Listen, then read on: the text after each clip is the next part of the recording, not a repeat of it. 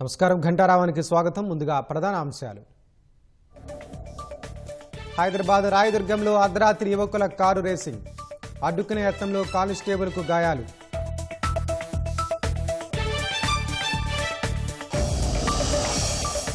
ఆఫ్రికాలో ఎబోలా విజృంభణపై కేంద్రం అప్రమత్తం, కాంగో, ఉగాండా, దక్షిణ సూడాన్కి వెళ్లొద్దని సూచన.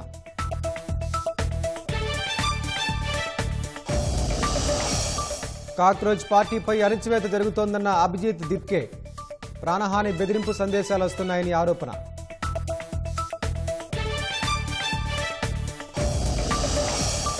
బీహార్లో అక్రమంగా నిల్వ ఉంచిన విదేశీ మద్యం స్వాధీనం, మద్య నిషేధం అమల్లో ఉన్న ఆగని ఘటనలు.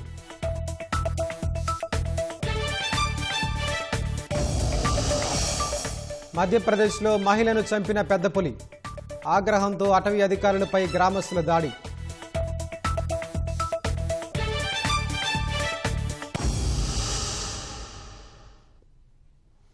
వీకెండ్ వచ్చిందంటే చాలు హైదరాబాద్ నగర శివార్లోని సాఫ్ట్వేర్, ఐటీ హబ్ ప్రాంతాల వేదికగా కొందరు యువకులు రెచ్చిపోతున్నారు. నిబంధనలకు విరుద్ధంగా రేసింగ్ కార్లు, బైకులతో బేభత్సం సృష్టిస్తూ స్థానికులను, వాహనదారులను భయాందోళనకు గురి చేస్తున్నారు. నిన్న అర్ధరాత్రి నాలెడ్జీ సిటీ ప్రాంతంలో కొందరు యువకులు భారీ శబ్దాలు వచ్చేలా మోడిఫై చేసిన సైలెన్సర్లతో కార్లు, బైకులను వేగంగా నడుపుతూ హల్చల్ చేశారు. పోలీసులు అడ్డుగా వస్తున్న ఓ కారు నాపే ప్రయత్నం చేశారు. అయితే కారు డ్రైవర్ ఆపకుండా పోలీసులపైకి దూసుకెళ్లాడు. ఈ ఘటనలో కానిస్టేబుల్ రమేష్ చేతికి తీవ్ర గాయాలయ్యాయి. ఘటనపై కేసు నమోదు చేసిన రాయదుర్గం పోలీసులు ర్యాష్ డ్రైవింగ్కు పాల్పడిన రేహాన్ అనే యువకుని అదుపులోకి తీసుకున్నారు. నిందితుడి నుంచి హోండా సిటీ కారు, ఒక మొబైల్ ఫోన్ను స్వాధీనం చేసుకున్నారు. పరాయణ రేసర్ల కోసం పోలీసులు గాలింపు చర్యలు చేపట్టారు.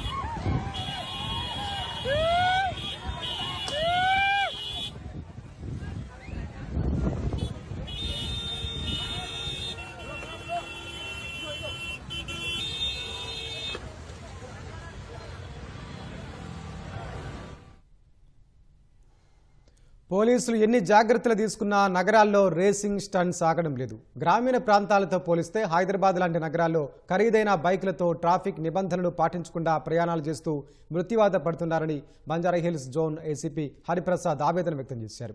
ప్రమాదాలు జరగకుండా తీసుకోవాల్సిన జాగ్రత్తలపై ఏసీపీ హరిప్రసాద్తో ప్రత్యేక ముఖాముఖి. హైదరాబాద్ నగరంలో ట్రాఫిక్ సమస్య ప్రధానంగా జనాభా ఎక్కువగా ఉండడంతో అది ఎక్కువగా ఉంటుంది. ఇప్పటికే పోలీసులు అనేక అవగాహన కార్యక్రమాలు కూడా చేస్తున్నారు. ప్రత్యేకంగా యువత ఈ ట్రాఫిక్ నిబంధనలు పాటించాలని కూడా సూచిస్తున్నారు. అతివేగంతో వెళ్ళి ప్రమాదాలకు గురై వాళ్ళు ప్రమాదం గురవడమే కాకుండా ఇతరులను కూడా వాళ్ళు ప్రాణాలతో చెలగాటం ఆడుతున్న సందర్భాలు అనేకం చూసాము. అయితే west zone ACP Hariprasad sir మనతో ఉన్నారు. అయితే ఈ ఎలాంటి అవగాహన కార్యక్రమాలు చేస్తున్నారో అనే విషయాలను ఆయన మాటలో అడిగేసుకోండి. సార్ చెప్పండి సార్, ప్రధానంగా ఈ ట్రాఫిక్ సంబంధించి మీ జోన్ పరిధిలో ఏ స్టేషన్లు వస్తాయి, మీరు ఇప్పటి వరకు ఎలాంటి డ్రైవ్స్ నిర్వహిస్తున్నారు, ఎలాంటి అవగాహన కార్యక్రమాలు చేపడుతున్నారు సార్? ఈ రీసెంట్గా మనకి రీఆర్గనైజేషన్, అంతకుముందు వెస్ట్ జోన్ అని పిలిచేది దీన్ని, ఇప్పుడు ప్రజెంట్ జూబ్లీస్ జోన్ కింద ఇది మార్చబడింది. ప్రభుత్వ ఆదేశాల మేరకు మా సిపి సజ్జనర్ సార్, అదేవిధంగా జాయింట్ కమిషనర్ జోయల్ డేవిస్ గారి ఆధ్వర్యంలో కొన్ని మాకు ఇన్స్ట్రక్షన్స్ ఉన్నాయి. దాని ప్రకారం మనం ఈ ట్రాఫిక్ మీద కొన్ని చర్యలు తీసుకోవడం జరుగుతుంది. ఫ్రీగా ట్రాఫిక్ ఫ్లో అయ్యే విధంగా, అదేవిధంగా కామన్ మ్యాన్ సఫర్ కాకుండా మనం కొన్ని చర్యలు తీసుకోవడం జరుగుతుంది. ప్రధానంగా ఈ జోన్ విఐపి జోన్ అనుకోండి, ప్రధానంగా జూబ్లీస్ వస్తుంది ఇందులో. అదేవిధంగా ఫిలిం నగర్, బంజారా హిల్స్, మధురా నగర్, బోరబండ, సనత్ నగర్, ఈ రహదారి కూడా చాలా ఇంపార్టెంట్. ప్రధానంగా ఈ మనకు ఎన్ఎఫ్సిఎల్ నుంచి ఎస్ఎన్టీ సాగర్ సొసైటీ, ఎన్టీఆర్ భవన్, అదేవిధంగా చెక్ పోస్ట్ 45 జంక్షన్, దాని తర్వాత మనకి కేబుల్ బ్రిడ్జ్ వస్తుంది. అంటే ఇది కనెక్టివిటీ, అంటే హైదరాబాద్ సికింద్రాబాద్కి కనెక్టివిటీ టు సైబరాబాద్. ఇది మోస్ట్ ఇంపార్టెంట్. ఎవరు వచ్చినా మనకు ప్రధానంగా విఐపీస్ వచ్చినా కానీ ఈ రోడ్డు మీద ట్రావెల్ చేస్తుంటారు. సార్, ఇప్పటికే ప్రధానంగా యువత ట్రాఫిక్ నిబంధనలు పాటించకుండా అతివేగంగా వెళ్ళడం, లేకపోతే స్టంట్లు లాంటివి వేయడం, లేకపోతే ఇలాంటివి జరుగుతూ ఉంటాయి సార్. అలాంటి వారికి మనం ఎలాంటి అవగాహన కార్యక్రమాలు కానీ చట్ట ప్రకారంగా వాళ్ళని ఎలాంటి చర్యలు తీసుకొని వాళ్ళకి అవగాహన కల్పిస్తూ ఉంటామంట. మీరు అన్నది వాస్తవమే. చాలామంది యూత్ ఏంటంటే ఇంతకుముందు మనకి కేబీఆర్ పార్క్ ప్రాంతంలో రోడ్డు కొంచెం అది వైడ్గా ఉంటుంది. అక్కడ ఆ ప్రాంతంలో మీరు అన్నట్టు గతంలో స్టంట్స్ వేయడం జరిగింది. కొంతమంది యూత్ అంటే మన పోలీసు ఎప్పుడైతే వాచ్ లేదనుకో అప్పుడు వాళ్ళు ఆ యూత్లో వాళ్ళకి అంటే డ్రంకెన్ స్టేట్లో కావచ్చు, ఇంకొక విధంగా పోటీ పెట్టుకొని ఫ్రెండ్స్ పోటీ పెట్టుకొని కూడా స్పీడ్గా వాహనం నడిపే జరిగిన సంఘటనలు ఉన్నాయి, స్టంట్లు వేసిన సంఘటనలు ఉన్నాయి. కానీ ఇప్పుడు వాటి మీద మనం సీరియస్గా చర్యలు తీసుకోవడం జరుగుతుంది. ఆ ఏరియాలో మా వాళ్ళని బ్యారికేడ్స్ పెట్టుకొని ఆ నైట్ టైంలో ప్రధానంగా ఈ స్టంట్స్ చేస్తారు, డే టైంలో చేయరు. ఆ నైట్ టైంలో మనం బ్యారికేడ్స్ పెడతాం. బ్యారికేడ్స్ పెట్టి మా వాళ్ళు స్పీడ్ గన్ పెట్టుకుంటారు. అక్కడ ఆ స్పీడ్ గన్ పెట్టుకుంటే రికార్డ్ కూడా అవుతుంది. అది నైట్ టైంలో కూడా అవి విజిబుల్గా స్పీడ్ గన్ తోటి మనం రికార్డ్ చేస్తాం. ఆ ఏరియాలో మనకి not more than 50 kilometres speed కంటే పోవడానికి లేదు. అది పోతే మనకి ఆటోమేటిక్గా ఫైన్ జనరేట్ అవుతుంది. తర్వాత మేము ఆ వెహికల్స్ ఐడెంటిఫై చేసి వాటి మీద కూడా చట్టపరంగా చర్యలు తీసుకోవడం ఉంటుంది. వాళ్ళ మీద కోర్టులో కూడా ఛార్జ్ షీట్ చేయాలి. డేంజరస్ డ్రైవింగ్ అంటారు దాన్ని. అదేవిధంగా సెల్ ఫోన్ డ్రైవింగ్ కానీ ఇదే విధంగా వీళ్ళు స్టంట్స్ చేసినా, స్పీడ్ పోయినా, అతివేగంగా పోయినా వీటన్నిటికి కూడా మనం చట్టపరంగా చర్య తీసుకుంటాం. వాళ్ళ ఆ వెహికల్ కూడా వాహనం కూడా సీజ్ చేసి మనం కోర్టు ద్వారా వాళ్ళకి చట్ట ప్రకారం వాళ్ళకి ఏదైతే పనిష్మెంట్ ఉందో వచ్చే విధంగా మేము చేస్తుంటాం. సార్, ప్రధానంగా ఈ యువత హెల్మెట్ పెట్టుకోకుండా స్పీడ్గా వెళ్తుండడం, లేకపోతే యూటర్న్ వచ్చేటప్పుడు ఈ హెల్మెట్ లేకపోవడం, సడన్గా యూటర్న్ ఉందని తిప్పేయడం, అంటే వాళ్ళు ప్రమాదానికి గురి కావడమే కాకుండా ఇతరులను కూడా ప్రమాదానికి గురి చేస్తూ ప్రాణాలతో ఇద్దరు కూడా అనేక సందర్భాల్లో మన జూబ్లీస్ బంజారాస్లో చనిపోయిన సందర్భాలు కూడా ఉన్నాయి సార్. అలాంటి వారికి మనం అవేర్నెస్ ఎలా కల్పిస్తున్నాం, ఏ విధంగా ఎలాంటి చర్యలు చేపడుతున్నామంటారు సార్? పర్టికులర్గా ఈటీవీ ద్వారా మా పోలీస్ శాఖ అంటే హైదరాబాద్ నగర ప్రజలకు విజ్ఞప్తి చేసేది ఏమంటే దయచేసి ఎవరు కూడా వితౌట్ హెల్మెట్ వెళ్ళకండి. చాలామంది హెల్మెట్ అంటే ఓన్లీ ఎవరైతే రైడ్ చేశారో అతనే హెల్మెట్ పెట్టుకోవాలని అపోహన చాలామందికి. అందుకని మీ ద్వారా మళ్ళొకసారి తెలుస్తున్నాను, నడిపే వ్యక్తే కాకుండా వెనకాల కూర్చున్న వ్యక్తి కూడా హెల్మెట్ పెట్టుకోవాలా. నేనేదో ఫైన్ వేస్తాం, పోలీస్ ఏదో శాఖ అవుతుంది, గవర్నమెంట్ ఏదో ఫైన్ వేస్తుందనే కాదు, ఫైన్ పడుతుంది, అది వేరే విషయం. స్పీడ్ డ్రైవ్తో హెల్మెట్ పెట్టుకోరు. తర్వాత యూటర్న్స్ దగ్గర కూడా కొంచెం దూరం ఉందంటే వాళ్ళు ఏం చేస్తారు, ఆపోజిట్లో పోతారు, రాంగ్ సైడ్ డైరెక్షన్లో పోతారు. పోవటం వల్ల జరిగింది ఆ సంఘటన జరిగింది. రాంగ్ సైడ్ డ్రైవింగ్లో ఏమైంది, జనరల్గా వెళ్ళేటప్పుడు ఏమవుతుంది, ఆటోమేటిక్గా ఎవరైతే నిజాయితీగా హానెస్ట్గా వాళ్ళ వేలో వాళ్ళు వస్తారో ఈ రాంగ్ సైడ్లో వచ్చిన వాళ్ళకి యాక్సిడెంట్ హిట్ ఇవ్వడం వల్ల నిజాయితీగా వచ్చేటోళ్ళు మనం మీరు అన్నట్టు జూబ్లీ చెక్ పోస్ట్లో ప్రమాదానికి లోనయ్యారు, చనిపోయిన సంఘటనలు కూడా ఉన్నాయి. జూబ్లీ చెక్ పోస్ట్లో జరిగినాయి. అవి మీ మీద చాలామంది ఆధారపడిన వాళ్ళు ఉంటారు. ఎందుకంటే మీ లైఫ్ అనేది చాలా ప్రీషియస్, చాలా మీరు ఎర్నింగ్ కెపాసిటీ ఉంటారు. మీ లైఫ్ పోతే మీ తల్లిదండ్రులు కావచ్చు, మీ పిల్లలు కావచ్చు, వాళ్ళందరూ కూడా అనాథలు అయిపోతారు. సార్, ఇంకోటి గ్రామీణ ప్రాంతాలతో పోల్చుకున్నట్లయితే ఇక్కడ హైదరాబాద్ నగరంలో కల్చర్ కావచ్చు, లైఫ్ స్టైల్ కావచ్చు, యువత ప్రధానంగా స్పోర్ట్స్ బైకులు లాంటివి లేకపోతే విలువైన బైకులతో సైలెన్సర్లు తీసి చాలా స్పీడ్గా వెళ్ళడం, అంటే గందరగోళానికి, భయోందోళనకి తోటి వారికి క్రియేట్ చేసేటట్టు వెళ్తున్నాం సార్. వాటిపై ఎలాంటి నిబంధనలు, ఎలాంటి చర్యలు మనం తీసుకుంటున్నాం సార్? ఆర్టీఓ ద్వారా పర్మిషన్ ఉందో ఆ సైలెన్సర్ పెట్టుకొని వాళ్ళు ట్రావెల్ చేయాలి. ఒకరికి సౌండ్ పొల్యూషన్ రాకుండా రిస్ట్రిక్ట్. కానీ వీళ్ళు ఏంటంటే మోడిఫైడ్ సైలెన్స్ పెట్టుకుంటారు. దాని మీద కూడా మనకి చట్టంలో అది నేరం. అది దాని ప్రకారం కూడా మనం ఆ వెహికల్ సీజ్ చేసి అయితే ఎంవీఐకి మనం రాయడం జరుగుతుంది, ఆర్టీఓ గారికి రాయడం జరుగుతుంది. ఆ వెహికల్ సీజ్ అవుతుంది. సీజ్ అయ్యి వాళ్ళ మీద చట్ట ప్రకారం చర్యలు తీసుకునే అవకాశం ఉంటుంది. దయచేసి ఎవరు కూడా మోడిఫైడ్ సైలెన్సర్ వాడకండి. ఎందుకంటే మోడిఫైడ్ సైలెన్సర్ సౌండ్ ఎక్కువ వస్తుంది. దానివల్ల అక్కడ పేషెంట్స్ ఉంటారు, చిన్నపిల్లలు ఉంటారు, లేకపోతే రెసిడెన్షియల్ ఏరియా ఉంటుంది. వాళ్ళందరూ కూడా ఈ హై సౌండ్ వాల్యూమ్ తోటి డిస్టర్బ్ అవుతుంది. ప్రధానంగా మామూలు వాళ్ళు కూడా అనారోగ్యానికి బారిన పడడానికి అవకాశం ఉంటుంది. అది చాలా డిస్టర్బెన్స్ ఉంటుంది. మరోవైపు ఈ ఫుట్పాత్ల పైన చిన్న చిన్న షాపులు అనాధికారికంగా నిర్వహించడం, లేకపోతే ఎవరైనా కొనుగోలుదారులు రోడ్లపైన ఆపి ఫుట్పాత్ల దగ్గర కొనుగోలు చేసేటప్పుడు ట్రాఫిక్ ఇబ్బంది కలగడం, ప్రమాదాలను తరచూ జరగడం చూస్తున్నాం సార్. మరోవైపు బస్ బేల దగ్గర కూడా వాహనాలు పార్కింగ్ చేసి ఇబ్బందులకు గురి చేస్తున్న సందర్భాలు ఉన్నాయి. ఈ అంశాలపైన మనం ఎలాంటి అవగాహన కార్యక్రమాలు కావచ్చు, ఎలాంటి చర్యలు చేపడుతున్నాం సార్? ఏదో ఫుట్పాత్లు ఆక్యుపై చేయడం వల్ల ఏమైతే ప్రజలు వాళ్ళు ఆ పైన నడిచే వాళ్ళు ఏమేం చేస్తుంటే కిందకు వచ్చి నడుస్తారు. రోడ్డు మీద నడవడం వల్ల వాళ్ళు ప్రమాదానికి లోనవుతారు. అదేవిధంగా ట్రాఫిక్ ఇబ్బంది కూడా అవుతుంది. అందుకే దయచేసి చాలామంది అపోహ ఏముందంటే అరే పాపం వాళ్ళు ఫుట్పాత్ మీద అమ్ముకున్నారు కదా, బతుకుతున్నారు కదా, ఉండని అంటారు. కానీ అది నిజమే, వాళ్ళు కూడా పూర్ పీపుల్. కానీ అది వాళ్ళు ఏదైతే ప్రభుత్వం కొన్ని నిర్దేశిత ప్రాంతాలు చూపిస్తుంది ఆ ప్రాంతంలో పెట్టుకుంటే అందరి క్షేమం. ఎందుకంటే వీళ్ళ ప్రాణం తీసే హక్కు కూడా వాళ్ళకి లేదు కదా. ఎవరో ఆ ఫుట్పాత్ లేకపోవడం వల్ల కింద నడుస్తారు. ఆ వాహనాలు స్పీడ్ పోయే వెహికల్ తగ్గడం వల్ల వీళ్ళు చనిపోయే సంఘటన ఉంటుంది. దయచేసి ఆ ఫుట్పాత్ మీద వ్యాపారం చేయొద్దని మీ ద్వారా మళ్ళొకసారి మేము వాళ్ళందరూ కూడా ఆ ప్రజానికి విజ్ఞప్తి చేస్తున్నాం. సార్, మీరు ఎన్ని స్పెషల్ డ్రైవ్లు నిర్వహిస్తున్నప్పటికీ, ఎన్ని అవగాహన కార్యక్రమాలు నిర్వహిస్తున్నప్పటికీ ఈ యువతలో అతివేగం కావచ్చు, స్టంట్స్ వేయడం కావచ్చు, ఇలాంటివి మీరు నిర్వహిస్తున్నారు, అవి ఆగుతున్నాయి అనుకుంటున్నాం. కానీ మనకి అదే మీకు కళ్ళు గప్పి కూడా సిటీలో అవి జరుగుతూ ఉండడం, ప్రమాదాలు జరిగేటప్పుడు లేకపోతే చనిపోయేటప్పుడే తెల్లవారితే తెలుస్తుంది సార్, ఈ స్టంట్స్ వేశారు లేకపోతే స్పీడ్గా వీళ్ళు రేస్ నిర్వహించారని. యువతకు కావచ్చు, వారి తల్లిదండ్రులకు కావచ్చు, మీరు స్పష్టమైన సందేశం లాంటిది ఏదైనా ఇవ్వాలి సార్. స్టంట్స్ వేసినప్పుడు కానీ లేకపోతే ఈ డ్రంక్ అండ్ డ్రైవ్ ప్రధానంగా ఏంటంటే దానివల్ల డ్రంక్ అండ్ డ్రైవ్ ఏంటంటే వాళ్ళు చాలామంది ప్రాణాలు కోల్పోయిన సంఘటనలు ఉన్నాయి. వాళ్ళు డివైడర్ కూడా హిట్ ఇచ్చి అవతల వైపు పెట్ట సంఘటనలు ఉన్నాయి. అంటే అవతల వైపు రోడ్డు మీద ప్రయాణం చేసిన న్యాయంగా వస్తారు వాళ్ళు. వీళ్ళు డ్రంక్ అండ్ చేయడం వల్ల హిట్ ఇచ్చి అవతల రోడ్డు మీద కూడా జంప్ చేయడం వల్ల ప్రాణాలు కోల్పోయిన సంఘటనలు ఉన్నాయి. మీరు అన్నట్టు వాళ్ళందరూ కూడా కౌన్సిలింగ్ ఇవ్వడం జరుగుతుంది. కంపల్సరీ ఈ డ్రంక్ అండ్ డ్రైవ్ చేసినప్పుడు, ఈ హై సౌండ్ వాల్యూమ్ పెట్టుకొని చేసినప్పుడు వీళ్ళందరూ కూడా వితౌట్ కౌన్సిలింగ్ కోర్టుకు పంపారు. అందుకని వాళ్ళ పేరెంట్స్ కంపల్సరీ రావాలా, వాళ్ళ మదర్ కానీ ఫాదర్ కానీ లేదంటే వాళ్ళ అంకుల్ కానీ అట్లా బ్లడ్ రిలేటివ్స్ దగ్గర ఉన్న వాళ్ళు రావాలి. వాళ్ళందరూ కౌన్సిలింగ్ ఒక సెషన్ ఉంటుంది. ఆ సెషన్ తర్వాతనే వాళ్ళ కోర్టుకు పంపించడం జరుగుతుంది. కంపల్సరీ ప్రతి ఒక్కరికి కౌన్సిలింగ్ ఉంటుంది. ఎందుకంటే కొంతమందికి చట్టం తెలిసినా కానీ వైలేట్ చేసే వాళ్ళు ఉంటారు. వైలేటర్స్ వాళ్ళు నేరస్తులు కాదు కానీ వైలేషన్ చేస్తారు ఇక్కడ. అందుకని వాళ్ళందరికీ కూడా కౌన్సిలింగ్ ఇవ్వడం జరుగుతుంది. వాళ్ళ పేరెంట్స్కి పిలవడం వల్ల వాళ్ళకు కూడా పేరెంట్స్ తెలియకుండా చేస్తుంటారు వీళ్ళు. అందుకని పేరెంట్స్ని పిలిపించడం వల్ల వాళ్ళకి తెలిసిపోతుంది పేరెంట్స్, లేకపోతే వీళ్ళు ఫైన్ కట్టుకొని వెళ్ళిపోతారు. అప్పుడు మళ్ళీ కూడా నేరం చేస్తారు. వాళ్ళ పేరెంట్స్ దగ్గర పోతే వాళ్ళకు కూడా ఆ పేరెంట్స్ కూడా వాళ్ళని కంట్రోల్ పెట్టుకునే అవకాశం ఉంటుంది. కాబట్టి ఇది మనం గోషామాల్ కానీ అదేవిధంగా బేగంపేటలో కానీ ఉన్నది, అక్కడ కంపల్సరీ కౌన్సిలింగ్ నిర్వహించడం జరుగుతుంది. Thank you sir. యువత కావచ్చు, ఎవరైతే హైదరాబాద్ నగరంలో ప్రయాణాలు చేస్తారో వాళ్ళందరూ కూడా ట్రాఫిక్ నిబంధనలు తరచూ పాటించాలని, వారితో పాటు ఎదుట ఎవరైతే ప్రయాణిస్తారో వారికి, అలాగే కుటుంబ సభ్యులు కూడా అందరూ కూడా సేఫ్ జర్నీ ఆశిస్తున్నామని ఏసీపీ హరిప్రసాద్ సార్ చెబుతున్నారు. వీడియో జర్నలిస్ట్ బాలాజీతో సూరిబాబు, ఈటీవీ న్యూస్, హైదరాబాద్. పెద్దపల్లి జిల్లా గోదావరిఖనిలో మద్యం మత్తులో యువకులు వీరంగం సృష్టించారు. గంగానగర్ మద్యం దుకాణం వద్ద బీరు కోసం 2 వర్గాలు ఘర్షణకు దిగి సీసాలతో దాడులకు పాల్పడ్డారు. ఈ ఘటనకు సంబంధించిన సీసీటీవీ ఫుటేజీ సోషల్ మీడియాలో వైరల్గా మారింది. మంచిర్యాల జిల్లా జైపూర్కు చెందిన యువకులు మద్యం సేవిస్తుండగా స్థానిక బాపూజీ నగర్కు చెందిన 3 యువకులు మద్యం మత్తులో తమకు బీరిప్పించాలని గొడవకు దిగారు. దీంతో ఇరు వర్గాల మధ్య ఘర్షణ వాతావరణం నెలకొంది. యువకులు ఒకరినొకరు కొట్టుకుంటూ రాజీవ్ రహదారిపైకి వచ్చారు. గాయపడిన వారిని స్థానికులు ప్రభుత్వ ఆసుపత్రికి తరలించారు. పోలీసులు కేసు నమోదు చేసుకుని దర్యాప్తు చేస్తున్నారు.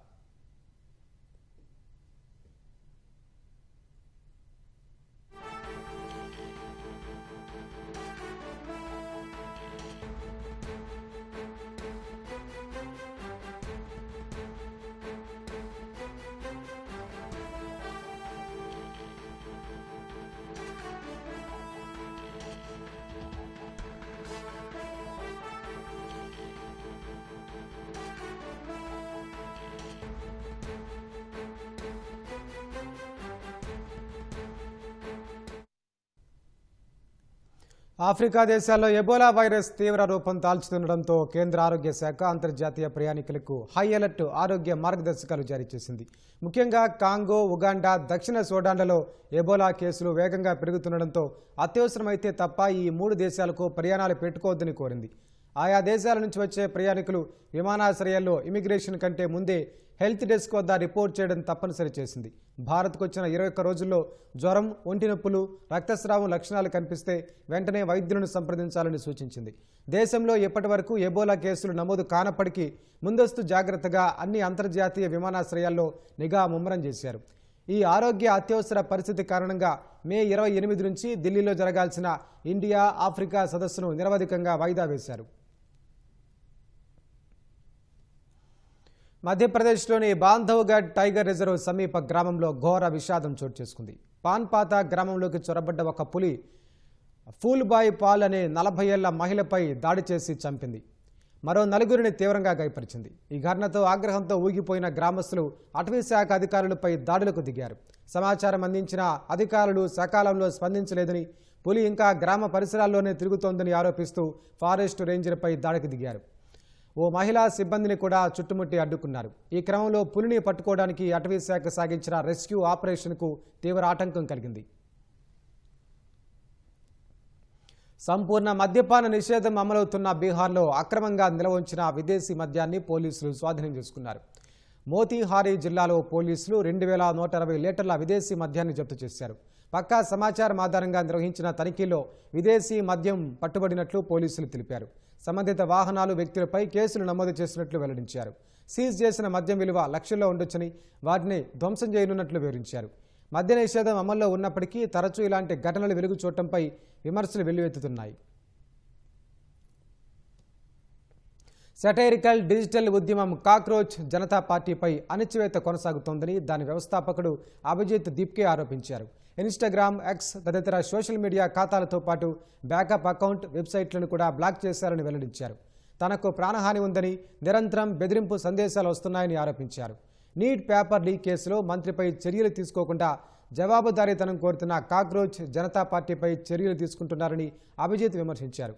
తమ వెబ్సైట్ బ్లాక్ అయ్యేలోపు 10 లక్షల మంది సభ్యులు చేరారని, 6 లక్షల మంది మంత్రి రాజీనామా కోరుతూ సంతకాలు చేశారని సీజేపీ తెలిపింది. ఖాతాలను హ్యాక్ చేసినా ఉద్యమాన్ని అణచివేయలేరని స్పష్టం చేసింది. త్వరలో కొత్త ప్లాట్ఫామ్తో ముందుకొస్తామని పేర్కొంది. నిరంకుశత్వానికి వ్యతిరేకంగా గొంతును వినిపిస్తూనే ఉంటామని ప్రకటించింది. ప్రభుత్వం బొద్దింకలను చూసి ఎందుకు భయపడుతోందని సీజేపీ ప్రశ్నించింది. ఇరాన్తో ఒప్పందంపై చాలా వరకు చర్చలు పూర్తయ్యాయని అమెరికా అధ్యక్షుడు ట్రంప్ చేసిన ప్రకటనపై ఇరాన్ స్పందించింది. అమెరికాతో యుద్ధాన్ని ముగించేందుకు తాము కూడా సిద్ధంగా ఉన్నట్లు ఇరాన్ అధికారికంగా ప్రకటించింది. తమపై బలవంతంగా రుద్దిన ఈ యుద్ధానికి స్వస్తి పలకడమే ప్రస్తుతం తమ ముందున్న ఏకైక లక్ష్యమని ఇరాన్ విదేశాంగ ప్రతినిధి ఇస్మాయిల్ బగాయి స్పష్టం చేశారు. యుద్ధాన్ని శాశ్వతంగా ముగించేందుకు అమెరికాతో అవగాహన ఒప్పందాన్ని ఖరారు చేసే పనిలో ఉన్నట్లు వెల్లడించారు. లెబనాన్తో సహా అన్ని వైపులా యుద్ధాన్ని పూర్తిగా ముగించడంపైనే చర్చలు జరుగుతున్నాయని, మొదట ప్రాథమిక ఒప్పందాన్ని కుదుర్చుకొని తర్వాత 60 రోజుల్లో తుది ఒప్పందానికి చేరుకుంటామని ఇరాన్ వివరించింది. అందుకు ముఖ్యంగా సముద్ర మార్గంలో అమెరికా నౌకాదళ దిగ్బంధనాన్ని ఎత్తివేయాలని, గతంలో అమెరికా స్తంభించిన ఇరాన్ ఆస్తులను విడుదల చేయాలనే 2 ప్రధాన డిమాండ్లను తాము ముందుంచినట్లు బగాయి పేర్కొన్నారు. ఈ శాంతి చర్చల్లో అణు అంశంపై ఎలాంటి చర్చలు జరగడం లేదని, రాబోయే 3-4 రోజుల్లో ఈ ఒప్పందంపై ఒక స్పష్టత వచ్చే అవకాశం ఉందని ఇరాన్ విదేశాంగ శాఖ ప్రతినిధి స్పష్టం చేశారు. అమెరికా ఇరాన్ ఉద్రిక్తతలను ముగించే దిశగా భారీ ముందడుగు పడినట్లు కనిపిస్తోంది. తమ వద్ద ఉన్న అత్యంత నాణ్యమైన శుద్ధి చేసిన యురేనియంను వదులుకోవడానికి ఇరాన్ సూత్రప్రాయంగా అంగీకరించిందని న్యూయార్క్ టైమ్స్ సంచలన కథనం ప్రచురించింది. బహుళ అణ్వాయుధాల తయారీకి సరిపోయే ఈ యురేనియం నిల్వలను అప్పగించే అంశమే ఇప్పటి వరకు ఇరు దేశాల చర్చల్లో పెద్ద అడ్డంకిగా మారింది. ఈ నిల్వలను అణుధూళిగా అభివర్ణిస్తున్న అమెరికా అధ్యక్షుడు ట్రంప్ ఇరాన్ అణురాజ్యంగా మారకుండా అడ్డుకోవడమే తమ ప్రధాన లక్ష్యమని చెబుతున్నారు. యురేనియం విషయంలో వెనక్కి తగ్గకపోతే మళ్లీ యుద్ధం ప్రారంభిస్తామన్న అమెరికా హెచ్చరిక వేళ ఇరాన్ ఈ నిర్ణయం తీసుకున్నట్లు తెలుస్తోంది. అయితే ఈ యురేనియం నిల్వలను ఎలా బదిలీ చేయాలి లేదా ఎలా నాశనం చేయాలనే తుది విధానంపై మున్ముందు చర్చలు జరగనున్నాయి.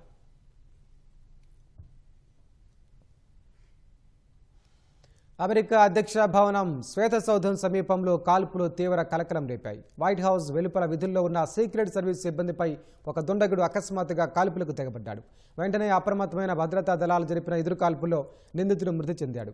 అతని సమీపంలో ఉన్న మరో వ్యక్తికి తీవ్ర గాయాలయ్యాయి. ఈ ఘటన జరిగిన సమయంలో అమెరికా అధ్యక్షుడు డొనాల్డ్ ట్రంప్ వైట్ హౌస్లోనే ఉండటంతో భద్రతా బలగాలు భారీగా మోహరించాయి. అమెరికా అధ్యక్ష కార్యాలయం శ్వేత సౌధం సమీపంలో కాల్పులు కలకలం రేపాయి. ఒక గుర్తు తెలియని వ్యక్తి వైట్ హౌస్ కాంప్లెక్స్ వెలుపల ఉన్న ఒక సెక్యూరిటీ చెక్ పాయింట్ వద్దకు చేరుకుని అక్కడ ఉన్న భద్రతా సిబ్బందిపై ఒక్కసారిగా కాల్పులకు తెగబడ్డాడు. వెంటనే అప్రమత్తమైన భద్రతా దళాలు నిందితుడిపై ఎదురు కాల్పులకు దిగాయి. ఈ క్రమంలో నిందితుడితో పాటు అతడికి సమీపంలో ఉన్న ఒక పౌరుడికి కూడా బుల్లెట్లు తగిలాయి. వారిద్దరిని ఆసుపత్రికి తరలించగా నిందితుడు మరణించినట్లు వైట్ హౌస్ అధికారి చెప్పారు. మరో వ్యక్తి పరిస్థితి విషమంగా ఉందని తెలిపారు. ఈ ఘటనలో 15 నుంచి 30 రౌండ్ల కాల్పులు జరిగాయని పేర్కొన్నారు. అయితే సీక్రెట్ సర్వీస్ సిబ్బందికి ఎలాంటి గాయాలు కాలేదు. President Trump has said a deal is close, only for the two sides to remain far apart.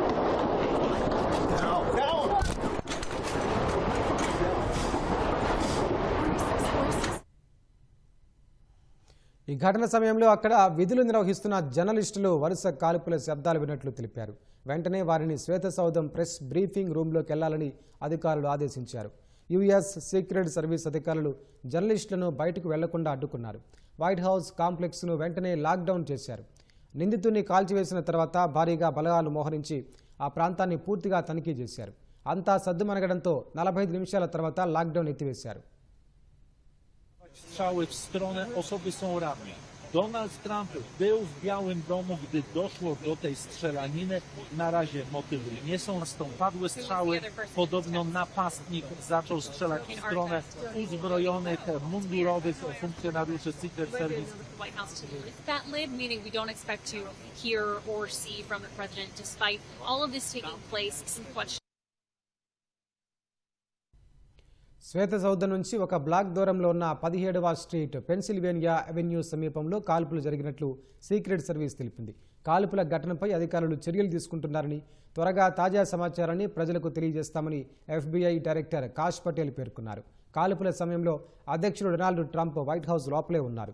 ప్రస్తుతం శ్వేత సౌధం వద్ద భారీగా భద్రతా బలగాలను మోహరించారు.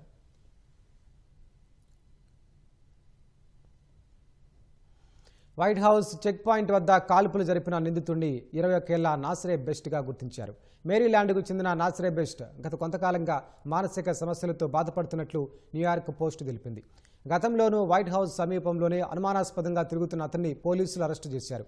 వైట్ హౌస్ పరిసర ప్రాంతాలకు దూరంగా ఉండాలని కోర్టు అతనికి ఆదేశాలను కూడా ఇచ్చింది. అప్పుడు భద్రతా సిబ్బంది అతని అదుపులోకి తీసుకున్నప్పుడు తాను ఆధునిక యుగపు యేసుక్రీస్తునని అధికారులకు చెప్పినట్లు తెలిసింది. తాను ఉద్దేశపూర్వకంగానే అరెస్ట్ అవ్వాలని కోరుకున్నట్టు చెప్పడం గమనార్హం. ఈ ప్రవర్తన కారణంగా అతన్ని అధికారులు బలవంతంగా మానసిక చికిత్సా కేంద్రంలో చేర్చారు. తర్వాత మళ్లీ వైట్ హౌస్ సమీపంలోనే అరెస్ట్ అయ్యాడు. ఈ నేపథ్యంలో ఇలా కాల్పులకు తెగబడి సీక్రెట్ సర్వీస్ సిబ్బంది చేతులు హతమయ్యాడు. రాష్ట్రంలో భూముల రిజిస్ట్రేషన్ మార్కెట్ విలువలు పెంచేందుకు ప్రభుత్వం రంగం సిద్ధం చేసింది. ఈ నెల 28 నుంచి పెరిగిన మార్కెట్ విలువలను అమల్లోకి తీసుకురానున్నట్లు ప్రభుత్వం ఇప్పటికే ప్రకటించడంతో స్టాంపులు రిజిస్ట్రేషన్ శాఖ కసరత్తు పూర్తి చేసింది. 1-2 రోజుల్లో పూర్తి వివరాలను ప్రభుత్వానికి నివేదించనుంది. 3 స్లాబుల్లో మార్కెట్ విలువలను పెంచడం ద్వారా ప్రభుత్వానికి ఏడాదికి 2,000 కోట్లకు పైగా అదనపు ఆదాయం వచ్చే అవకాశం ఉందని అధికారులు అంచనా వేస్తున్నారు. ప్రత్యేక రాష్ట్రం ఏర్పడిన తర్వాత గత బీఆర్ఎస్ ప్రభుత్వం 2021-2022లో 2 విడతలుగా భూముల రిజిస్ట్రేషన్ మార్కెట్ విలువలు సవరించింది. ఆ తర్వాత రాష్ట్ర వ్యాప్తంగా వ్యవసాయేతర భూములు, ఇళ్ల స్థలాలు, అపార్ట్మెంట్ల రిజిస్ట్రేషన్ విలువలు పెరిగాయి. గడిచిన 4 ఏళ్లలో స్థిరాస్తుల విలువలు భారీ ఎత్తున పెరిగినా ప్రభుత్వం మార్చలేదు. ప్రభుత్వ రిజిస్ట్రేషన్ మార్కెట్, బహిరంగ మార్కెట్ విలువల మధ్య భారీ వ్యత్యాసం ఉన్నట్లు అధికారులు గుర్తించారు. అందులో భాగంగా అన్ని రకాల ఆస్తుల రిజిస్ట్రేషన్ మార్కెట్ విలువలను సవరించేందుకు ప్రభుత్వం కమిటీ ఏర్పాటు చేసింది.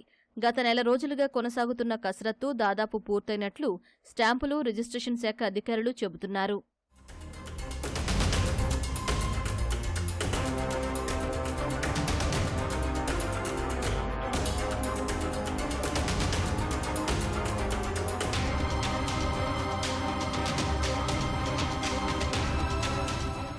రాష్ట్ర వ్యాప్తంగా 144 సబ్ రిజిస్టర్ కార్యాలయాల పరిధిలో revision of market values guidelines కమిటీలు క్షేత్రస్థాయిలో అధ్యయనం చేశాయి. జాతీయ రహదారులు, వెడల్పాటి రోడ్లు, 30 అడుగుల కన్నా ఎక్కువ, 100 అడుగుల వరకు రహదారులు ఉన్న ప్రాంతాలు, వాణిజ్యపరంగా అభివృద్ధి చెందిన ప్రాంతాలు, పట్టణ విస్తరణ ప్రాంతాలు వంటి వివిధ కేటగిరీలుగా ప్రాంతాలను విభజించారు. అక్కడ అమల్లో ఉన్న విలువలను అధికారులు పరిశీలించారు. బహిరంగ, మార్కెట్ విలువల మధ్య భారీగా తేడా ఉన్నట్లు గుర్తించారు. రెండింటి మధ్య తక్కువ వ్యత్యాసం ఉన్న ప్రాంతాల్లో 25%, ఎక్కువ వ్యత్యాసం ఉన్న ప్రాంతాల్లో 50%, వాణిజ్యపరంగా వేగంగా అభివృద్ధి చెందిన ప్రాంతాల్లో 100% వరకు విలువలు పెంచాలని కమిటీ ప్రభుత్వానికి నివేదించింది. ఇళ్ల స్థలాలు, భవనాలు, అపార్ట్మెంట్ల విషయంలో ప్రస్తుతం అమల్లో ఉన్న రిజిస్ట్రేషన్ మార్కెట్ విలువలు ప్రస్తుత బహిరంగ మార్కెట్ విలువలను పోల్చి 25%, 50%, 100% 3 కేటగిరీల్లో పెంపు ప్రతిపాదనలు చేసినట్లు తెలుస్తోంది.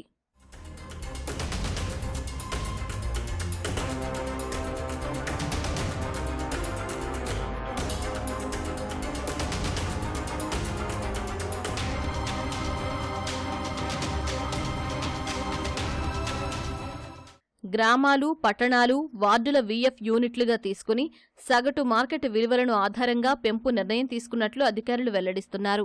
క్షేత్రస్థాయిలో రూపొందించిన ఈ నివేదికలను 144 సబ్ రిజిస్ట్రార్ కార్యాలయాల నుంచి స్టాంపులు రిజిస్ట్రేషన్ శాఖ కమిషనర్కు పంపించారు.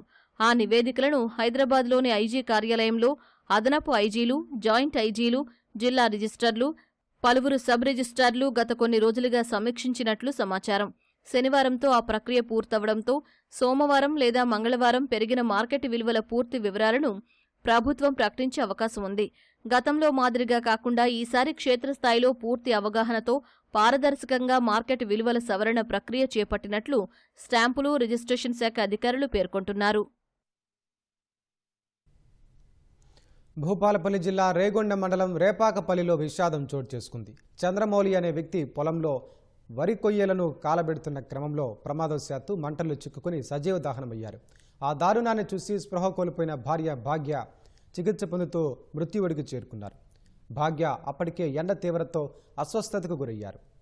ఆమెను చెట్టు కింద కూర్చోబెట్టి కుమారుడు భాస్కర్ తాగునీరు తీసుకురావడానికి ఇంటికెళ్లారు. తాను తిరిగి వచ్చేలోపే చంద్రమౌళి మంటల్లో చిక్కుకుని సజీవ దహనం అవడం, భాగ్య సొమ్మసిల్లి పడిపోవడం జరిగాయి. ఉదయం పనులకెళ్లిన వారు సాయంత్రం విగతజీవులుగా మారడంతో గ్రామస్తులు కన్నీరు మున్నీరయ్యారు. ఎమ్మెల్యే గండ్ర సత్యనారాయణరావు ఘటనాస్థలానికి వెళ్లి కుటుంబ సభ్యులను పరామర్శించారు. రైతులు వరి పొలాల్లో గడ్డిని కాల్చొద్దని ఎమ్మెల్యే సూచించారు. రైతు సోదరులందరూ కూడా మీరు ఇలాంటి విషయాల్లో కరెంటు వాళ్ళ తప్పిదమైతే కరెంటుల మీద నష్టపరిహారం వేసి రైతులకు అందించే విధంగా మరి మేము చర్యలు తీసుకుంటాం. అదేవిధంగా ఈ యొక్క పొలాలు కాలబెట్టేటువంటి ఆలోచన చేయకూడదు. రోటరీతో దున్ని ఆ యొక్క మక్క కర్రలు కానీ, తర్వాత మిర్చి కర్రలు కానీ, ఇంకా ఇతర పొలంలో ఉన్నటువంటి వరిని కూడా ఏదైతే తడిచినప్పుడు రోటరీ ద్వారా దున్నితే అది ఎరువుగా మారి పొలంకు పాటయ్యేటువంటి పరిస్థితి ఉంటుంది. కానీ భూమి రసాయనం పెరిగి ఇంకా రైతుకు లాభం జరుగుతుంది. ఆ ఆలోచనలో ఉండాలని రైతు సోదరులకు నేను విజ్ఞప్తి చేస్తున్నాను. హనుమకొండ జిల్లా శాయంపేట మండలం కాట్రపల్లి గ్రామంలో ఓ రైతు 2 ఎకరాల్లో మొక్కజొన్న సాగు చేశారు. పంటను కోసి అమ్మేందుకు పొలం వద్దే బస్తాల్లో నింపి ఉంచారు. సమీపంలో ఉండే గొల్లపల్లి గ్రామంలో పంట వ్యర్థాలను తగలబెట్టే క్రమంలో మంటలు వ్యాపించాయి. గమనించిన రైతు కుటుంబ సభ్యులు మంటలను ఆర్పేసి ఇంటికొచ్చారు. తిరిగి మళ్లీ మంటలు వ్యాపించడంతో అమ్మేందుకు సిద్ధంగా ఉంచిన 102 బస్తాలు కాలిపోయాయి. 6 గాలను శ్రమించి చేతికొచ్చిన పంట మంటల్లో కాలిపోవడంతో కుటుంబ సభ్యులు కన్నీటి పర్యంతమవుతున్నారు.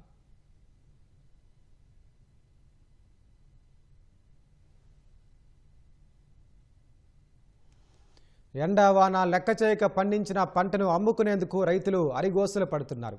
పంట కోసి నెల రోజులు గడుస్తున్న కొనుగోలు జరక్క ఇబ్బంది పడుతున్నారు. తూకాలైన లారీల కొరతతో ధాన్యం తరలించట్లేదని చెబుతున్నారు. కొందరు రైతులు సొంతంగా ట్రాక్టర్ కిరాయిలు భరించి మిల్లులకు తీసుకెళ్తున్నా త్వరగా దిగుమతి చేయకపోవడంతో పడిగాపులు కాయాల్సి వస్తోంది. దొడ్డు రకం వడ్లు దించుకునేందుకు మిల్లర్లు నిరాకరిస్తుండటంతో ఉమ్మడి మహబూబ్ నగర్ జిల్లాలో ధాన్యం కొనుగోళ్లు ఆలస్యమవుతున్నాయి. 6 గాలం శ్రమించిన రైతన్నలు పంటను అమ్ముకునేందుకు అవస్థలు పడుతున్నారు. ఉమ్మడి పాలమూరు జిల్లాలో లారీల కొరత ప్రధానంగా కర్షకులను తీవ్రంగా వేధిస్తోంది. ధాన్యాన్ని కల్లాలకు తెచ్చి దాదాపు నెల రోజులు కావస్తున్నా కొనుగోళ్లు జరగట్లేదని ఆవేదన వ్యక్తం చేస్తున్నారు. మండుతున్న ఎండలకు ధాన్యంపై కప్పిన టార్పాలిన్లు చిరిగిపోతూ ఉండగా అకస్మాత్తుగా వస్తున్న వర్షంతో ఇబ్బందులు పడుతున్నామని చెబుతున్నారు. ధాన్యం తడిస్తే మళ్లీ ఆరబెట్టుకునేందుకు తిప్పలు తప్పట్లేదంటున్నారు. ధాన్యాన్ని రక్షించుకునేందుకు అన్ని పనులు వదిలి కల్లాల వద్దే పడిగాపులు కాయాల్సి వస్తోందని రైతులు వాపోతున్నారు. వారి 6 ఎకరాలు వరేసిన 8 ట్రాక్టర్లు అయినాయి. కోసి పోయిన నెల 29 తారీఖు నాడు కోసిన. ఇక ఇప్పటికీ మొన్న కాంట అయినాయి. గట్టాలు వచ్చి లేట్ అయినాయి. ఇక మొత్తం లారీలు రాక సంచులు రాక లేట్ అయింది. ఇంకా ఇంతవరకు లారీలు వస్తలేవు. దీనికి మీరే పరిష్కారం చెప్పాలి. 100 మంది రైతులు ఉన్నారు సార్. 100 మంది రైతుల్లో మొత్తం వర్షాలు పడింది అనుకో మొత్తం వృధా అయిపోతాయి. కోసి 15 రోజులు అవుతుంది. ఇంకా కాంటలు కాలే. ఇంకా రోజుకి అవుతున్నాయి కొన్ని. లారీలో ఒక రోజు వస్తున్నాయి, ఒక రోజు రావట్లేదు. ఇంకా వాతావరణం ఇట్లా ఉంది పరిస్థితులు. నాంత భయం మీద అందరూ ఇబ్బందులు పడుతున్నాం. రైస్ మిల్లులో కూడా కొద్దిగా లేట్ అవుతుంది. కొద్దిగా లావు ధాన్యం కాబట్టి కొద్దిగా వెనుక ముందు అవుతున్నాం. బండ్లు వెయిటింగ్లో ఉన్నాయి రైస్ మిల్లు కాడ.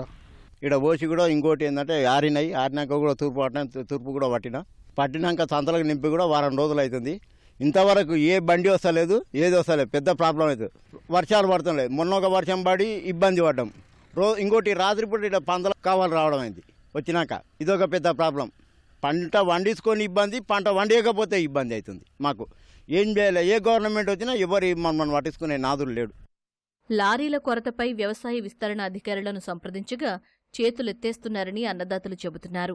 అడపాదడపా లారీలు వచ్చినా డ్రైవర్లు 1000-2000 నగదు, బస్తా వడ్లు డిమాండ్ చేస్తున్నారని ఆవేదన వ్యక్తం చేస్తున్నారు. వర్షాలు రానున్న నేపథ్యంలో ఖరీఫ్ సీజన్ పనులు ఆలస్యం జరిగే అవకాశం ఉందని రైతులు చెబుతున్నారు. ఇక్కడ ఎండ వచ్చి కట్కవు మొన్న వాన పడింది. ఇక్కడ పెబ్బేర్ర కొత్తకోట కానీ వర్షాలు పడితే మళ్ళీ ఆరబెట్టిస్తుంటారు, మళ్ళీ పెడుతుంటారు, మళ్ళీ కట్టిస్తుంటారు. రైతులు న్యాయమంది నీకుండా ఏంది ఇక్కడ బండ్లు రాకుండా ఏం లేకుండా ఎత్తుకపోయేటట్లేదు. ఏడ ధ్యానం యాన దర్చిపోతుంది. ఏం సార్ నేను 3 ఎకరాలు వేస్తే నాకు 2 అంతా 60 ప్యాకెట్ అయ్యేది కష్టం ఉంది నాకు. ఇప్పుడు నాకు కూలి గిట్టుబాటు లేదు. ఈ దాన్ని అప్పు తీరాలంటే కూడా తీరుస్తలేదు. తొలాడు ఇప్పుడు మళ్ళీ ఇప్పుడు తొలాడు దినం వచ్చింది మాకు, గింజలు వేసుకునే దినం. నాటు వేసేవాళ్ళు తూకాలు ఒక పోసేటివి అవి వచ్చినాయి సార్. అవి ఎత్తుకపోవడానికి లారీలు రాలేదు. వానలు వర్షాలు వచ్చి వాళ్ళు రైతులు కప్పుకున్న కవ్వాలు కూడా ఆ గాలికి జినిగిపోయి సంచులు నానిపోతున్నాయి. ఇక్కడ మొత్తం రైతులు చాలా ఇబ్బందులు పడుతున్నారు. ఇవి నెలలు అవుతుంది కానీ ఇక్కడ వడ్లు అయితే ఎత్తడం లేదు సార్. ఇక్కడ లారీలు రాలేదు సార్. ఒక 3-4 సార్లు వచ్చినాయి లారీలు, అంతే. 4 లోడ్లు 5 లోడ్లు పోయినాయి.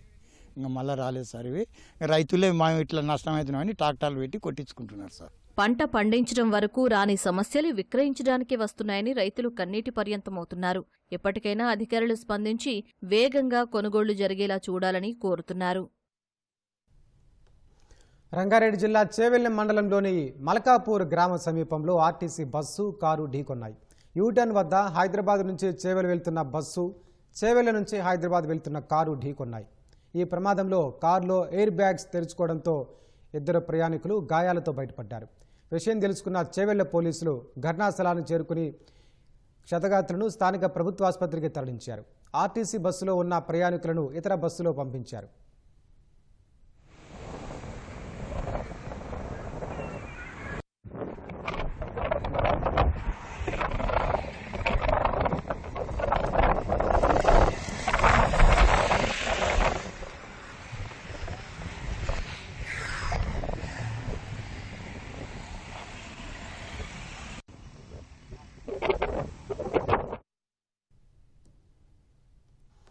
తెలంగాణను డ్రగ్స్ రహితంగా తీర్చిదిద్దేందుకు ప్రభుత్వం కృషి చేస్తోంది. ఇందులో భాగంగా ఏర్పాటైన ప్రత్యేక ఈగల్ సెల్ యువత డ్రగ్స్ బారిన పడకుండా చేసేలా పలు అవగాహన కార్యక్రమాలు చేపడుతోంది.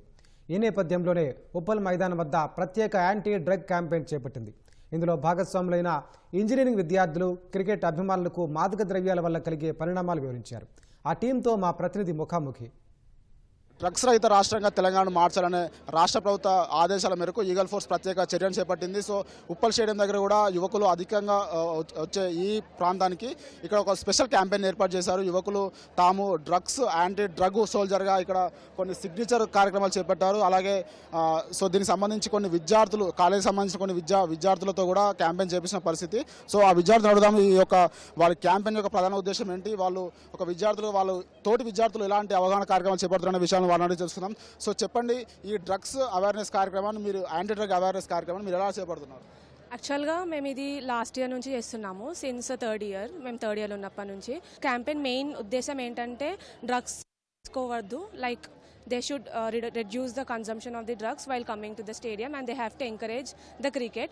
So say no to drugs, say yes to cricket అనే ఒక నినాదం తోటి ప్రజలలో అవేర్నెస్ తీసుకురావడానికి ఈ మెయిన్ ఉద్దేశం అన్నట్టు. దాంట్లో భాగంగా ఈరోజు ఉప్పల్ స్టేడియంలో మీరు ఎలాంటి కార్యక్రమాన్ని చేస్తున్నారు, అలాగే మీరు యువకులను ఎలా సంప్రదిస్తున్నారు, వాళ్ళతో పాటు సిగ్నేచర్ చేసే కార్యక్రమం ఏ విధంగా ఉంది? సో ఇది say no to drugs yes to cricket కాబట్టి మేము ఇండివిజువల్గా వాళ్ళ దగ్గరికి వెళ్ళి ఆడియన్స్కి వాళ్ళకి అర్థమయ్యేటట్టు చెప్పి ఇదేంటి, దీని వెనకాల ఏంటి గోల్ అని చెప్పి వాళ్ళతో ఒక సిగ్నేచర్ తీసుకురావడమే, మాది సిగ్నేచర్ చేపించడమే మాది ఒక గోల్. సో దానివల్ల ఏంటంటే ఒక వాళ్ళకి అవేర్నెస్ వస్తుంది. ఫ్రమ్ పిల్లల దగ్గర నుంచి పెద్దవాళ్ళ దగ్గర ప్రతి ఒక్కరి దగ్గర సిగ్నేచర్ తీసుకుంటున్నాము. సో దట్ అవేర్నెస్ అనేది ఒకటి క్రియేట్ అవుతుంది అని. ఇక్కడ చాలామంది గ్యాదర్ అవుతారు కాబట్టి సో ఇది ఒక మంచి ప్లాట్ఫామ్, ఇది డ్రగ్స్ని లైక్ కన్జంప్షన్ రెడ్యూస్ చేయడానికి. సో మీరు చెప్పండి, మీరు ఒక విద్యార్థి, అలాగే తోటి విద్యార్థుల్లో ఈ డ్రగ్స్ యాంటీ డ్రగ్స్కు తీసుకోవద్దని చెప్పేసి మీరు వాళ్ళు ఎలాంటి స్ఫూర్తి కలిగించే ప్రయత్నం చేస్తున్నారు? ఇప్పుడు మనకి తెలుసు డ్రగ్స్ వాడడం వల్ల ఎంతమంది కుటుంబాలు ఎంత బాధ్యత లేకుండా ఎలా బిహేవ్ చేస్తున్నారు, డ్రగ్స్ తీసుకొని దానివల్ల ఎంత బాధపడుతున్నారు అనేది మనం ప్రతి చోట చూస్తూనే ఉన్నాం. కాబట్టి దీనివల్ల వాళ్ళకి అవేర్నెస్ అనేది ఒకటి వస్తుంది. ఇప్పుడు ఎవరైతే ఇది చూస్తారో అవేర్నెస్, వాళ్ళకి తెలిసిన వాళ్ళకి చెప్తారు. అలా ఒకళ్ళు చెప్పుకొని ఈ క్యాంపెయిన్ అనేది ముందుకెళ్ళి డ్రగ్స్ కన్జంప్షన్ అసలు ఉండకుండా ఉండాలని మా ఉద్దేశం. సో మొత్తంగా ఈ క్యాంపెయిన్ ఈరోజు ఉప్పల్ స్టేడియంలో ఏర్పాటు చేసిన క్యాంపెయిన్ ద్వారా మీరు ఎలాంటి లక్ష్యాలతో ఇక్కడికి వచ్చారు? సో బేసిక్గా మా ఏంటంటే యూత్ డైవర్ట్ అవ్వకుండా డ్రగ్స్కి దూరంగా ఫిజికల్ యాక్టివిటీ ఇంకా స్పోర్ట్స్లో ఉండాలనేది మా మెయిన్ ఉద్దేశము. సో దానికి క్యాంపెయిన్ అనేది ఎందుకంటే బేసిక్గా ఎవరైనా డైవర్ట్ అవ్వకుండా ఉండడానికి అవేర్నెస్ అనేది చాలా ఇంపార్టెంట్. మా మెయిన్ ఉద్దేశం ఆ అవేర్నెస్ క్రియేట్ చేయడం ఈ క్యాంపెయిన్తో. సిగ్నేచర్ ఒక part of the method of approach తప్పించి మా మెయిన్ అప్రోచ్ మటుకు to stay away from drugs and get involved in to sports. ఇక్కడికి వచ్చిన క్రికెట్ అభిమానులను సంప్రదించి వాళ్ళు మీరు ఎలాంటి మెసేజ్ ఇస్తున్నారు వాళ్ళకి? సో క్రికెట్ అభిమానులు కాబట్టి వాళ్ళు ఆ స్పోర్ట్లో చాలా ఎక్కువ ఇన్వాల్వ్ అవుతారు కాబట్టి వాళ్ళు ఫిజికల్ అవేర్నెస్ వాళ్ళ ఫిజికల్ హెల్త్ ఎంత ఇంపార్టెంట్, డ్రగ్స్ వాళ్ళకి ఏమి కాజెస్ తెస్తుంది, వాళ్ళని ఎలా ఇంపాక్ట్ చేస్తుందని దాని బేసిస్ మీద మేము అవేర్నెస్ క్రియేట్ చేయాలని చూస్తున్నాము. సో దానికి నాకు బిగ్గెస్ట్ సపోర్ట్ ఇచ్చింది నార్కోటిక్స్ డిపార్ట్మెంట్ హైదరాబాద్. సో మీరు సంప్రదించినప్పుడు క్రికెట్ అభిమానులు సంప్రదించినప్పుడు వారి నుంచి ఎలాంటి స్పందన వస్తుంది అనుకోవచ్చు? సో నాకు ఇప్పటివరకు వచ్చిన రెస్పాన్సెస్ అయితే నిజంగా చాలా హ్యాపీగా ఉన్నాయి. ఎందుకంటే స్పోర్ట్స్ అనే ఇంపార్టెన్స్ తెలిసిన వాళ్ళు ఎవరు డ్రగ్స్కి చాలా దూరంగా ఉంటారు యూజువల్లీ. బట్ అయినా కూడా మేము అవేర్నెస్ క్రియేట్ చేసేది ఎందుకంటే వర్డ్ ఆఫ్ స్ప్రెడ్ అనేది. సో ఒకరి నుంచి ఒకరికి అది పాస్ ఆన్ అవుతూ డ్రగ్స్కి దూరంగా ఉండాలనేది ఈ క్యాంపెయిన్ ఉద్దేశం. దీంతో పాటు ఈగల్ ఫోర్స్ సంబంధించిన ఒక ప్రత్యేక అధికారి మనతో ఉన్న వాళ్ళని అడిగి ఈ యొక్క క్యాంపెయిన్ ఉద్దేశం అని తెలుసుకుందాము. సో సార్ చెప్పండి, ఈ క్యాంపెయిన్ యొక్క ప్రధాన ఉద్దేశం ఏంటంటే? ముఖ్య ఉద్దేశం మనందరిది కూడా యూత్ని మనం కాపాడాలి. సో చాలామంది వాళ్ళు పీర్ ప్రెషర్కి, బ్యాడ్ కంపెనీకి వాళ్ళు ట్రాప్ అయ్యి చాలామంది వాళ్ళ జీవితాలు స్పాయిల్ చేసుకుంటూ ఉన్నారు. ఈ విధంగా యూత్ని కాపాడడం కోసం తెలంగాణ రాష్ట్ర ప్రభుత్వం ఖచ్చితంగా చాలా గొప్ప ఫైట్ చేస్తుంది. అయితే దీంట్లో ముఖ్య విషయం ఏంటంటే పోలీసు మాత్రమే ఒక ఫైట్ చేస్తే ఎట్టి పరిస్థితుల్లో దాంట్లో మనం సక్సెస్ కాలేము. కాబట్టి ప్రజలందరినీ కూడా కలుపుకొని అందరూ కలిసికట్టుగా కనుక యుద్ధం చేస్తే తప్పనిసరిగా మనం సక్సెస్ సాధిస్తామనేటటువంటి ఒక మెయిన్ ఎయిమ్తో ఇలాంటి ఈవెంట్స్, బిగ్ ఈవెంట్స్ ఉన్నప్పుడు ఇప్పుడు ఇక్కడ ఉన్నటువంటి కాలేజ్ స్టూడెంట్స్ కూడా వాళ్ళు వాలంటీర్గా ఇక్కడికి వచ్చి వాళ్ళు కూడా తమ వంతు ప్రయత్నం చేస్తున్నారు. అలాగే సొసైటీలో ఉన్న స్టేక్ హోల్డర్స్ కావచ్చు, అలాగే ఎంతోమంది మంచి మనసున్న వాళ్ళు మన యూత్ని కాపాడాలి, స్టూడెంట్స్ని కాపాడాలి అనే ఉద్దేశంతో ముందుకు వచ్చి మాకు సహకరిస్తున్నారు. ఇలాగ సహకరిస్తూ ఈరోజు ఇక్కడ ఉప్పల్ స్టేడియం దగ్గర కూడా మనం ఒక సిగ్నేచర్ క్యాంపెయిన్, అలాగే సెల్ఫీ బూత్స్ పెట్టి వాళ్ళకి ఒక టోల్ ఫ్రీ నెంబర్ని మేము ప్రాపగండా చేయాలి అనే ఉద్దేశంతో ఈ క్యాంపెయిన్ పెట్టడం జరిగింది. మా యొక్క తెలంగాణ ఈగల్ ఫోర్స్ యొక్క టోల్ ఫ్రీ నెంబర్ 1908. ఎక్కడైనా కానీ 3 ఆస్పెక్ట్స్ మేము తప్పనిసరిగా దృష్టి పెడతాం. Number 1 enforcement, number 2 awareness, number 3 de addiction and rehabilitation. Enforcement point of వ్యూలో మీరు ఎన్నో ఏరియాస్లో ఎక్కడెక్కడో ఉంటారు. మీ చుట్టుపక్కల ఏం జరుగుతుందో మీకంటే మంచిగా ఎవరికి తెలియదు. సో పబ్లిక్ ఎక్కడైనా కానీ మీకు ఏదైనా ఇన్ఫర్మేషన్, గాంజా అమ్ముతున్నారని, డ్రగ్స్ అమ్ముతున్నారని కానీ, ఏదైనా సరఫరా చేస్తున్నారని కానీ, పిల్లల్ని చెడగొడుతున్నారని కానీ ఏదైనా ఇన్ఫర్మేషన్ వస్తే ఇమ్మీడియట్గా మీరు 1908కి కాల్ చేస్తే మా టీమ్స్ ఇమ్మీడియట్గా అక్కడ అటెండ్ అవుతాము. వాళ్ళని డెకాయ్ ఆపరేషన్ ద్వారా వాళ్ళని పట్టుకోవడం జరుగుతుంది. మేము ఎక్కడా కూడా పోలీస్ యూనిఫామ్స్లో మా టీమ్స్ వెళ్ళవు. కంప్లీట్ సివిల్ డ్రెస్లో వెళ్ళి అక్కడున్న వాతావరణ పరిస్థితులను ఆధారంగా వాళ్ళని పట్టుకోవడం జరుగుతుంది. అలాగే చాలా ఆపరేషన్స్ మనం ప్రజల యొక్క సహకారంతో ఇప్పటివరకు ఎన్నో ఆపరేషన్స్ కండక్ట్ చేయడం జరిగింది. అలాగే రెండవది అవేర్నెస్ పాయింట్ ఆఫ్ వ్యూలో స్కూల్స్, కాలేజెస్, అలాగే యూనివర్సిటీస్లో విద్యార్థుల్ని దృష్టిలో పెట్టుకొని మనం ఈ క్యాంపెయిన్స్ రన్ చేస్తున్నాం. ఇక్కడ దీన్ని కూడా మేము ఒక అవకాశం ఉపయోగించుకొని ఇక్కడ ఈ యొక్క స్టూడెంట్స్ యొక్క సహకారంతో ఈ క్యాంపెయిన్ నిర్వహిస్తున్నాం. అలాగే కొంతమంది ఆల్రెడీ పాపం తెలిసి తెలియక ఎంతోమంది స్టూడెంట్స్ వాళ్ళు తెలిసి తెలియక ఆల్రెడీ దీని ట్రాప్లో పడిపోయి ఇప్పటికే అడిక్ట్ అయిన వాళ్ళు చాలామంది ఉన్నారు. కానీ వాళ్ళని మేము విక్టిమ్స్గా చూడడం జరుగుతుంది. వాళ్ళని కాపాడడం కోసం మా యొక్క రాష్ట్ర ప్రభుత్వం అలాగే పోలీసు ఈ యొక్క అందరి సహకారంతో, ప్రజల సహకారంతో మనం ఎన్నో డీ అడిక్షన్ సెంటర్స్ని రాష్ట్ర ప్రభుత్వం మన తెలంగాణలో ఏర్పాటు చేయడం జరిగింది, ఫ్రీ ఆఫ్ కాస్ట్. ఎవరైనా అలాంటి సమాచారం మీరు ఇస్తే మేము అక్కడికి వచ్చి వాళ్ళని పికప్ చేసి వాళ్ళని తీసుకువెళ్ళి డీ అడిక్షన్ సెంటర్లో చేర్పించి వాళ్ళకి మళ్ళీ కొత్త జీవితాన్ని ఇవ్వడం కూడా రాష్ట్ర ప్రభుత్వం యొక్క ముఖ్య ఉద్దేశం. సో మొత్తంగా ఇది యువతను డ్రగ్స్ బారిన పడే యువతను వారిని కాపాడే లక్ష్యంతో పాటు ఏదైతే డ్రగ్స్ రహితంగా తెలంగాణ తీర్చిదిద్దే ప్రభుత్వ సంకల్పంతో ఇలాంటి కార్యక్రమం నిర్వహిస్తున్నట్టు ఈగల అధికారులు అయితే చెప్తున్న పరిస్థితి. కెమెరా పర్సన్ పురుషోత్తంతో Bhaskar, ETV news, Hyderabad. Bharat America విదేశాంగ మంత్రుల మీడియా సమావేశాన్ని ప్రత్యక్ష ప్రసారం ద్వారా చూద్దాం. Our strategic relationship between our two countries, because the Quad is a form of alignment between 4 countries who are not just strategically aligned on a bunch of key issues, but 4 countries that have the ability to varying degrees to influence global events on these topics of mutual interest. So there's a lot of details and things we can talk about. I didn't mention energy, but we also are strategically aligned on energy. Energy and the ability to generate power is the key behind all of the great industries out there. Whether it's data centers, whether it's artificial intelligence, whether it's the ability to modernize and continue to advance economically, all of it begins and ends with the ability to generate the power necessary, not just to raise standards of living, but beyond that, to expand into new industries. And both of our countries are strategically aligned in ensuring that we have a world that can not just produce but deliver the energy resources that are necessary to power a modern economy. So I'm not given the breadth and scope of areas of alignment. One visit alone will never solve or be able to address all of these. But this continuing dialogue and engagement between our countries is important because, as I said, I think it's not just evidence of the importance of our strategic alliance, but it's necessary in order to continue to advance on all of these topics. So thank you for your warm welcome. Thank you all for covering these events here today. And I look forward to returning many times. 4 days for a country of this size, of this beauty, and of this diversity, and all the things you have to show us. We can't possibly see it all in 4 days, but we're going to try, or we're going to die trying, because it's a pretty packed schedule. And I appreciate everything you facilitated for us in our time here together. Thank you. Thank you, sir. We now open the floor for some questions. Please be brief as you ask your question, and please do introduce yourself and your organization. We'll begin there. Kadambini, this side, please. Good afternoon. I'm Kadambini Sharma. I'm an independent journalist. I have a question for both of you. First, Secretary Rubio, to you. Indian students, engineers, doctors, researchers have contributed enormously to U.S. economy and innovation ecosystems. But the recent changes in J1 visa, F1, H1B visa are being seen in India as hurting the core pillar of people-to-people relationship. What does your administration have to say about this in regard to Indians and the message to Indians in this regard?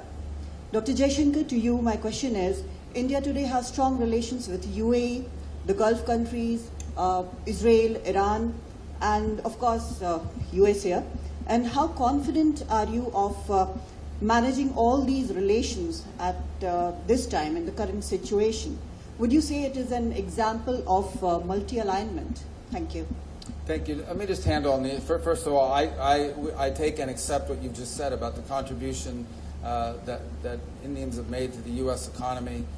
Over $20 billion have been invested in the U.S. economy by Indian companies. We want that number to continue to increase. And obviously the expertise as well that they've provided into our economy has been very, very valuable. I don't want you to view, or anyone, I made this point yesterday in an interview, the changes that are happening now, or the modernization of our migration system into the United States, is not focused, it's not India specific, it is global. It's being applied across the world.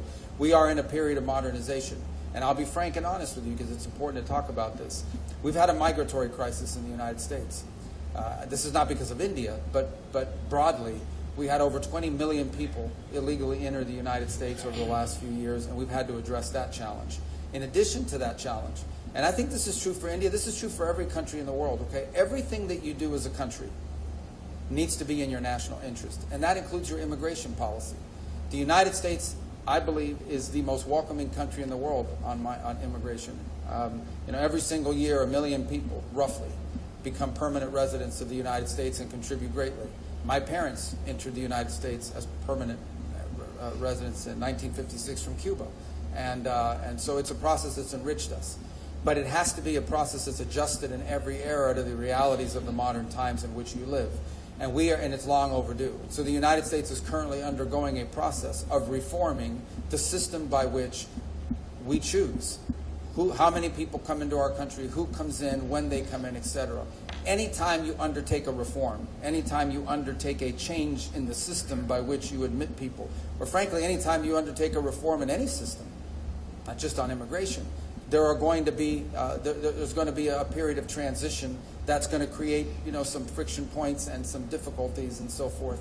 Ultimately, we think when this process is in place, once this process has been modernized. And that's really what it is. We are modernizing the U.S. immigration system for the 21st century so that it is an immigration system that's not just good for the America, but it's also good for the people that are coming. Once we are complete and once we've done the work of modernizing that system, I think we're going to come up with a system, we're going to wind up with a system that's more efficient and even better than the previous system, and in some ways may prove to be even more beneficial than the previous system was to people from India that seek to enter the United States to work and innovate. But obviously there's going to be a period of adjustment along the way. So what I want to leave clear is that the changes, while they may be having a disproportionate impact on a place like India that provides so many high-skilled workers to the U.S. economy, it is not a system that is targeted at India. It is one that's being applied globally. But we're in a period of transition, and like any period of transition, there's going to be some bumps on that road, but we think ultimately our destination is going to be a better system, a more efficient system, one that works better than the one that we had in place previously, and more sustainable, by the way. Your question on the Iran Gulf, the conflict which is going on. Well, look, India would be one of the very few countries who has very good relations, very strong relations with the United States, with Israel, with Iran, and with the Gulf countries. So we have, and we have real interest there. So for us, the challenge in this situation is how to maintain all these relationships, how to protect our equities, how to advance our interests. And we don't look at it as a zero-sum game. We have to manage and actually take care of all these accounts. So having said that, I would say there are some general principles by which we would approach this region. Obviously, we want peace and stability in the region. For us, the welfare, the well-being of the diaspora is crucial. 3, we want to see energy prices go down because we are a very big importer of energy and much of it comes from that region. 4, as I stated in my remarks, we very much are in favor of safe and unimpeded maritime commerce through the region. And what we want to see is really the markets open up there. We don't want to see constraints. So these would be the principles with which we would approach that region. And in a way, of course, every situation is unique. But I think we will find increasingly in the world that there will be conflicts or difficult situations where India, because our interests are growing, we have relationships with all the parties involved. I mean, we are seeing this in the Ukraine conflict as well, where we have, very strong relations with Russia, we have it with Europe, we have it with Ukraine as well, we have it with the United States. And then the question is, how do you manage them, all of them? So in that sense, yes, it is multi-alignment because today's India has that range of interests which require us to manage multiple accounts. Thank you, sir. Sir, if you allow, we can take a group of questions together. Sure. That way we'll be able to cover more. Can we go here, Siddhant, please? Hi, sir. I'm Siddhant from WION. To Secretary Rubio, my question is on technological partnership. How do you see India as a trusted technological partner? The second question is on energy and critical minerals. Once your visit is over, what will be the key outcomes when it comes to these two aspects? And thirdly, there have been a lot of racist comments coming from United States against Indians, Indian Americans. Now, this goes against the basic premise of India-US relationship. So what's your take on that? Yeah, what's your third question? On a lot of comments, racist comments coming from US. That, of course... Who made those comments? We all have seen those comments, sir. We have seen endorsement of those comments. Which ones? So it's well known, sir. Anyway. Yeah. We And to EM Jaishankar, my question is, in terms of the energy partnership, we know that we are importing LNG, we are importing crude from United States, but there is a choke point at the Hormuz. So what is the future strategy when it comes to cooperation with the United States?